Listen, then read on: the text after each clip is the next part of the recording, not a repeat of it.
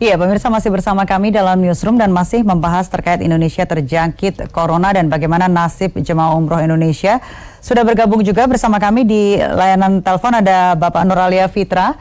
Ini selaku Kasubdit Pengawasan Umroh Kementerian Agama. Selamat siang, Pak Nuralia. Halo. Halo, selamat siang Mbak Tiara. Ya, selamat siang Pak Nuralia. Kita sedang membahas terkait Indonesia terjangkit Corona dan bagaimana nasib jemaah umroh Indonesia sejauh ini. Dari pihak pemerintah sendiri, apakah langkah-langkah antisipasi yang sudah dilakukan? Kemudian karena beberapa jemaah memang sudah mendaftar atau mendapatkan visa, kemudian langkahnya seperti apa aja Pak? Ya, Kementerian Agama dalam rangka penanganan terkait dengan penghentian sementara ibadah umroh maupun ziarah ke Arab Saudi tidak melakukan sendiri. Jadi bekerjasama dengan instansi terkait, baik itu Kementerian Menko PMK, kemudian Kementerian Luar Negeri, Kementerian Perhubungan, dan Kementerian Kesehatan. Yang dilakukan oleh Kementerian Agama pada tanggal 28 kemarin, 28 Februari, saya sudah ketemu dengan PPU dan maskapai. PPU diwakili oleh asosiasi dan maskapai diwakili oleh 15 maskapai besar yang mengangkut jemaah umroh ke Arab Saudi. Yang pertama bahwa kita telah meminta kepada PPU untuk melakukan reschedule terkait dengan keberangkatan jemaah umroh. Artinya apa? Layanan-layanan seperti akomodasi, kemudian konsumsi, dan transportasi di Arab Saudi diminta kepada PPU untuk direschedule. Jadi kalau dibuka lagi, mereka baru bisa memberangkatkan, dan itu jangan hangus, tapi bisa direschedule lagi. Dan kemarin sudah didapatkan informasi dari hampir dari seluruh asosiasi bahwasanya untuk layan di Arab Saudi aman, bisa dilakukan reschedule. Nah, terkait dengan tiket penerbangan, ini kita juga telah meminta kepada maskapai penerbangan untuk melakukan reschedule yang agak longgar nih, karena ini kan force majeure ya sifatnya. Jadi jangan sampai jemaah ini kemudian tiketnya hangus. Dan maskapai sudah setuju untuk melakukan reschedule tiket keberangkatan untuk jemaah umroh. Jadi PPU dan maskapai sudah sepakat, termasuk dari pemerintah, kita sama-sama untuk melakukan penanganan.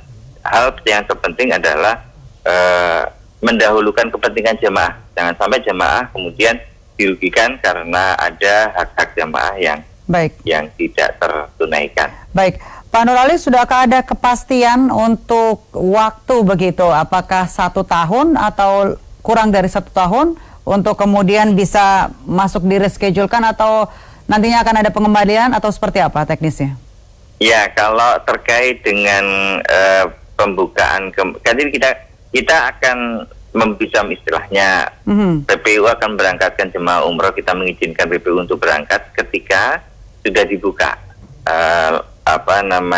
izin dari pemerintah Arab Saudi untuk bisa mengunjungi tanah suci lagi.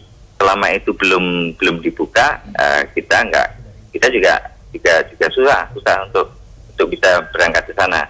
Dan terkait dengan reschedule, ini besok juga rencana, ini juga mohon maaf nih Mbak Tiara, karena harusnya kami jadwalnya ada di Pojak TV, dan karena saya baru rapat dari Menko PMK, untuk besok kita akan undang lagi seluruh maskapai dan PPU, kita undang lagi untuk langsung teknis.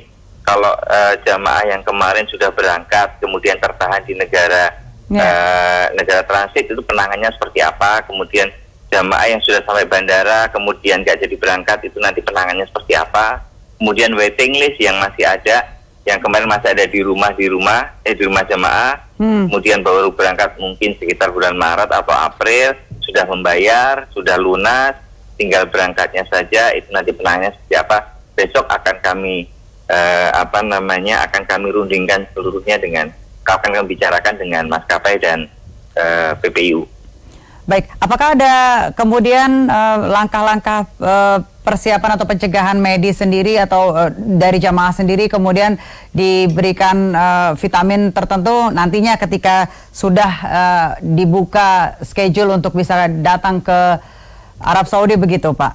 Ya, kalau itu kan terkait dengan kesehatan, itu kewenangan ada di PPU sendiri dan juga dari Kementerian Kesehatan ya. Itu nanti akan menjadi salah satu pokok bahasan kita. Bagaimana seandainya nanti dibuka, tapi di Indonesia mungkin katakanlah masih terjangkit virus corona, nanti bagaimana penanganannya, itu menjadi salah satu yang target pembahasan kami besok.